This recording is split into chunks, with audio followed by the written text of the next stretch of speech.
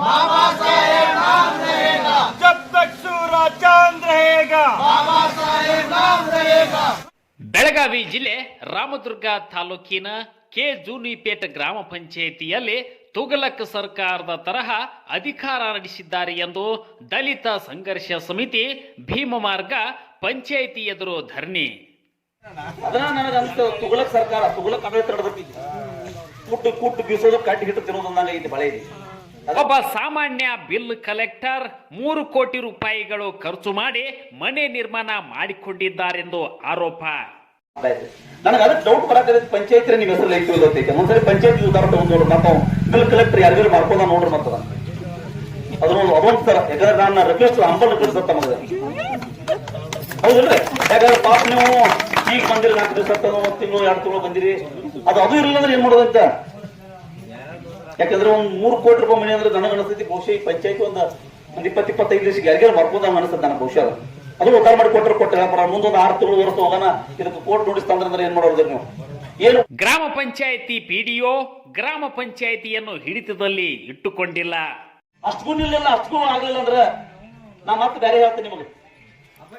ಲಬ್ಬಿ ಚಳುವಳಿ ನೋಡೋದ ಊರಾಗ ಎಲ್ಲ ಕಡೆ ಹೊಯ್ಕೋತ್ ಬರೋದು ಈಗ ಹಿಂಗ್ ಮಾಡ್ಯಾರ ತೇಕೆಂದ ಲಬ್ಬಿ ಚಳುವಳಿ. ಇದಕ್ಕೂ ಮನಿಲ್ಲ ಅಂದ್ರೆ ಹೇಳ್ತೇನೆ ನಿಮಗ ವಿಸಾ ಕೊಡು ನೀರು ಆಫೀಸ್ ಮುಂದೆ ಇದು ಸರಿಪಡಿಸಲಿಲ್ಲ ಅಂದ್ರೆ ಇದು ಇವತ್ತು ಸ್ವಲ್ಪ ತಗೊಂಡತಿ ಇವತ್ತಿನ ಹಿಡ್ಕೊಂಡಿದೆ. ಇನ್ನು ಮುಂದಿನ ಪರಿಸ್ಥಿತಿ ಬಹಳ ಕೆಟ್ಟ ಜನ. ರಾಮದುರ್ಗ ತಾಲೂಕು ಆಡಳಿತ ಕೆ ಜೂನಿಪೇಟ್ ಗ್ರಾಮದಲ್ಲಿ ಉಳಿದಿಲ್ಲ ಎನ್ನುವುದು ಮೇಲ್ನೋಟಕ್ಕೆ ಕಂಡುಬರುತ್ತದೆ. 5 ವರ್ಷದ ಮಾಹಿತಿಯನ್ನು ದಲಿತರಿಗಾಗಿ ಮೀಸಲಿಡಲಾದ ಹಣವನ್ನು ಕೊಳ್ಳೆ ಹೊಡೆದಿದ್ದಾರೆ. ಇನ್ನು ದಲಿತ ಕಾಲೋನಿಗಳಲ್ಲಿ ಅಭಿವೃದ್ಧಿ ಮಾಡಿಲ್ಲ ಎಂದು ನೇರ ಆರೋಪ. ಹಳ್ಳಿಗಳಲ್ಲಿ ಯುವಕರಿಗೆ ಗರಡಿ ಮನೆಗಳಿಲ್ಲ, ಆಟದ ಮೈದಾನಕ್ಕೆ ಜಾಗ ಕೇಳಿದರೆ ಕೊಡುತ್ತಿಲ್ಲ. ಗ್ರಾಮ ಪಂಚಾಯಿತಿಯವರು ಯಾರದ್ದು ದುಡ್ಡು ಎಲ್ಲಮ್ಮನ ಜಾತ್ರೆ ಎನ್ನುವ ಗಾದೆ ಮಾತಿನಂತೆ ಕೊಳ್ಳೆ ಹೊಡೆಯುತ್ತಿದ್ದಾರೆ. 15 ದಿನಗಳೊಳಗಾಗಿ ನಮ್ಮ ದಲಿತ ಕಾಲೋನಿಯಲ್ಲಿ ದಲಿತರಿಗಾಗಿ ವಿಶೇಷ ಗ್ರಾಮ ಸಭೆ ಮಾಡಿ ಸಮಸ್ಯೆ ಬಗೆಹರಿಸಬೇಕು.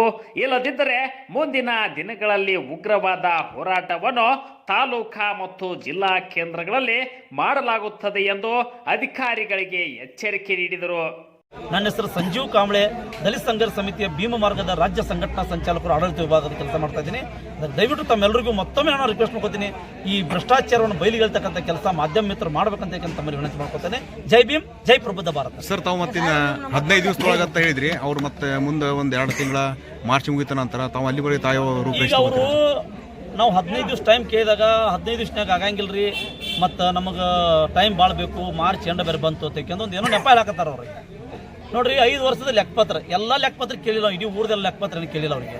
ನಾವು ಕೇಳಿರೋದು ನಮ್ಮ ದಲಿತ ಸಮುದಾಯದಲ್ಲಿ ಆಗ್ತಕ್ಕಂತಹ ಏನು ಭ್ರಷ್ಟಾಚಾರ ಆಗೈತಿ, ದಲಿತ ಸಮುದಾಯದಲ್ಲಿ ಏನು ನೀವು ಮಾಡಬೇಕಾದಂಥ ಕಾರ್ಯಗಳಿದ್ದಾವೆ ಯಾವ ಮಾಡಿಲ್ಲಲ್ಲ ಅದ್ರನ್ನಷ್ಟ ಕೂಡ್ರಿ ಅಂತ ಕೇಳಿದ್ವಿ. ನಾವು ಕೇಳಿದಾಗ ಅವ್ರು ಏನು ಹೇಳಿದ್ರು ನಮಗಂದ್ರೆ 15 ದಿವಸ ಒಳಗೆ ಏನೋ ನಾವು ಒಂದು ಗ್ರಾಮ ಸಭೆ ಮಾಡ್ತೀವಿ, ಎಲ್ಲಿ ದಲಿತ ಕಾಲನಿ ಒಳಗನ ಒಂದು ಗ್ರಾಮ ಸಭೆ ಮಾಡ್ತೀವಿ. ಗ್ರಾಮ ಸಭೆ ಮಾಡಿ ಅಲ್ಲಿ ದಲಿತರಿಗೆ ಅಷ್ಟೇ ಸೇರಿಸ್ತೀವಿ.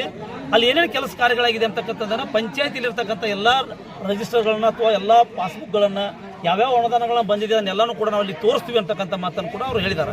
ನಾವು ಅವ್ರಿಗೆ ಹೇಳಿದ್ವಿ 15 ದಿವಸ ಒಳಗೆ ನೀವು ಅದನ್ನು ಒಂದು ಗ್ರಾಮ ಸಭಾ ಮಾಡಿ ಅಲ್ಲಿ ಏನಾರು ಆ ವ್ಯವಹಾರಗಳು ಆದದ್ದು ಅಥವಾ ಭ್ರಷ್ಟಾಚಾರ ಆದದ್ದು ಏನಾರು ಕಂಡು ಬಂತಂದ್ರೆ ನೀವು ಯಾರು ಮಾಡಿದಾರಲ್ಲ ಅಂಥವ್ರ ಮೇಲೆ ಸೂಕ್ತವಾದಂಥ ಕಾನೂನು ಕ್ರಮ ತೆಗೆದುಕೊಳ್ಬೇಕು ಅಂತ ಕೂಡ ನಾವು ಹೇಳಿದ್ವಿ. ಅವ್ರು 2 ತಿಂಗಳ ಅದು ಹೇಳಿದಾರೆ, ಅದಕ್ಕೆಲ್ಲ ನಾವು ಒಪ್ಪಿಗೆ ಕೊಟ್ಟಿಲ್ಲ. ಇದು ಒಂದು ವೇಳೆ 15 ದಿವಸ ಒಳಗಾಗಿ ಏನಾರು ಗ್ರಾಮ ಸಭಾ ಮಾಡಿಕೆರಿಂದ ಸಮಸ್ಯೆಗಳಿಗೆ ಇತ್ಯರ್ಥ ಮಾಡ್ಲಿಕ್ಕೆ ಏನಾರು ಅವ್ರು ಪ್ರಯತ್ನ ಪಡಲಿಲ್ಲ ಅಂದ್ರೆ ಬರೋ 22ನೇ ತಾರೀಕಿಗೆ ನಾವು ಮತ್ತೆ ಗ್ರಾಮ ಪಂಚಾಯತಿ ಮುಂದೆ ಧರಣಿ ಕೊಡಿರ್ತೀವಿ ಅಂತ ಹೇಳಕ್ಕೆ ನಾನು ಇಷ್ಟಪಡ್ತೀನಿ.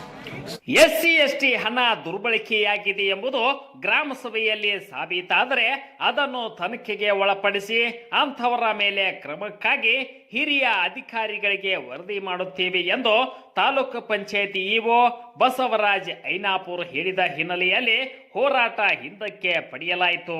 25% ಹಣವನ್ನು ಸದ್ಬಳಕೆ ಮಾಡಿಲ್ಲ ಅಂತ ಬಗ್ಗೆ ಇನ್ನೊಂದಿಷ್ಟು ಗ್ರಾಮ ಪಂಚಾಯತಿ ಸಿಬ್ಬಂದಿ ದುರ್ವರ್ತನೆಗಳ ಬಗ್ಗೆ ಅವ್ರು ಏನು ಮಾಡಬೇಕು ಅಂದರೆ ಕಂಪ್ಲೇಂಟ್ ಇಟ್ಕೊಂಡಿದ್ದಾರೆ. ನಾವು ಭಾಳ ಕ್ಲಿಯರಾಗಿ ಹೇಳಿದ್ದೀವಿ, ಒಂದು ವೇಳೆ ಯಾರ್ದಾದ್ರೂ ಆಸ್ತಿಯನ್ನು ಮತ್ತೊಬ್ಬರ ಹೆಸರಿಗೆ ಮಾಡಿದರು ಅಂದರೆ ನಮ್ಮಲ್ಲಿ ಕೂಡ ತಾಲೂಕ್ ಪಂಚಾಯತ್ ಕೋರ್ಟ್ ಇದೆ, ಇಒ ಕೋರ್ಟು, ಅಲ್ಲಿ ಕೂಡ 269 ಅಡಿ ಒಳಗೆ ಬಂದು ಅವ್ರು ಅಪೀಲ್ ಮಾಡ್ಬೋದು. ಅಲ್ಲಿ ಕೂಡ ನಾವು ಏನು ಮಾಡ್ತೀವಪ್ಪ ಅಂದರೆ ಅದನ್ನು ಹೇರೆ ಮಾಡಿ ಅದರ ತೀರ್ಪನ್ನು ಪ್ರಕಟಣೆ ಮಾಡ್ತೀವಿ. ಇಲ್ಲ ಅದು ಭಾಳ ದಿವಸದಿತ್ತು, ಹಳೆ ವ್ಯಾಜ್ಯ ಇತ್ತಂದ್ರೆ ಸಿವಿಲ್ ಕೋರ್ಟಿಗೆ ಕೂಡ ನೇರವಾಗಿ ಹೋಗಿ ಯಾರಿಗಾದರೂ ತೊಂದರೆ ಆಗಿದ್ರೆ ಅವ್ರು ನೇರವಾಗಿ ಸಿವಿಲ್ ಕೋರ್ಟಿಗೆ ಕೂಡ ಹೋಗಿ ಅವ್ರಿಗೆ ಮಾಡಿಕೊಂಡ್ರೆ ಪರಿಹಾರವನ್ನು ಕೇಳ್ಬೋದು. ಇದು ಒಂದನೇ ವಿಷಯ. ಎರಡನೇದು 15 ಹಣಕಾಸು ಮತ್ತು ನಿಧಿ 2 ಒಳಗೆ ಏನು 25% SC/ST ಮೀಸಲಾಗಿರ್ತಕ್ಕಂಥ ಏನು ಅನುದಾನವನ್ನು ದುರ್ಬಳಕೆ ಮಾಡ್ಕೊಂಡಿದ್ದಾರೆ ಅಂತ ಹೇಳಿದ್ರೆ, ಅದಕ್ಕೆ ನಾವು ಮುಂದಿನ 15 ದಿವಸದೊಳಗೆ ಒಂದು SC/ST ವಿಶೇಷ ಗ್ರಾಮ ಸಭೆ ಮಾಡ್ತೀವಿ. ಆ ಗ್ರಾಮ ಸಭೆಯಲ್ಲಿ ಏನೆಲ್ಲ ಅನುದಾನ ಖರ್ಚಾಗೈತಿ ಅದನ್ನು ಗ್ರಾಮ ಸಭೆಯಲ್ಲಿ ಅವ್ರು ಓದಿ ಹೇಳ್ತಾರೆ.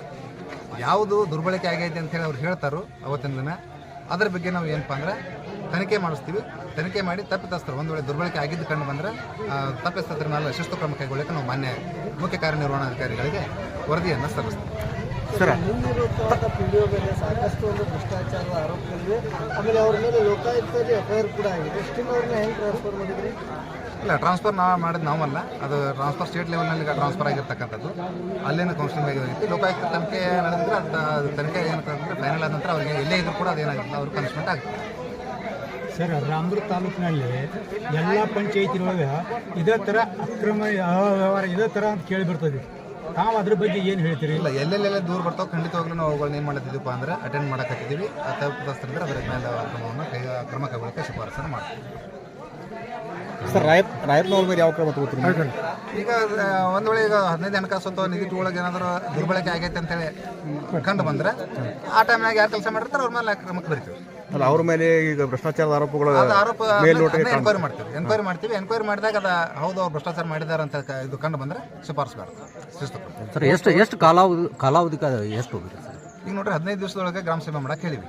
ಆ ಗ್ರಾಮ ಸಭೆ ಒಳಗೆ ಏನು ಖರ್ಚಾಗಿತ್ತಲ್ಲ ಖರ್ಚು ವೆಚ್ಚಗಳನ್ನ ನಾವು ಓದ್ತಾರೋ ಅದ್ರಾಗ ಸಾರ್ವಜನಿಕರು ಯಾವುದಕ್ಕೆ ಆಕ್ಷೇಪಣೆ ಮಾಡ್ತಾರಲ್ಲ ಅದ್ರ ಬಗ್ಗೆ ಒಂದು ಎನ್ಕ್ವೈರಿ ಕಮಿಟಿ ಮಾಡಿ ಆ ಎನ್ಕ್ವೈರಿ ರಿಪೋರ್ಟ್ ಬರ್ತದ್ರೆ ಬಂದ ತಕ್ಷಣ ಮಾಡ್ತೀವಿ. ಸುದ್ದಿ 108 ನ್ಯೂಸ್ ರಾಮದುರ್ಗ. ಏನು ಮಾಡತ್ತೀರಿ? ಎತ್ತ ಸಂಬಂಧ ಮಾಡತ್ತೀರಿ? ಈಗ ಏನು ಮಾಡ್ತೀರಿ? ಸ್ಟ್ರೈಕ್ ಮಾಡ್ತಾರೆ. ಹಾಂ, ಎಷ್ಟು ಮಂದಿ ಅಡುಗೆ ಮಾಡತ್ತೀರಿ? ಈಗ 300 ಮಂದಿ. ನೀವು ಪಲಾವ್ ಮಾಡ್ತೀರಿ?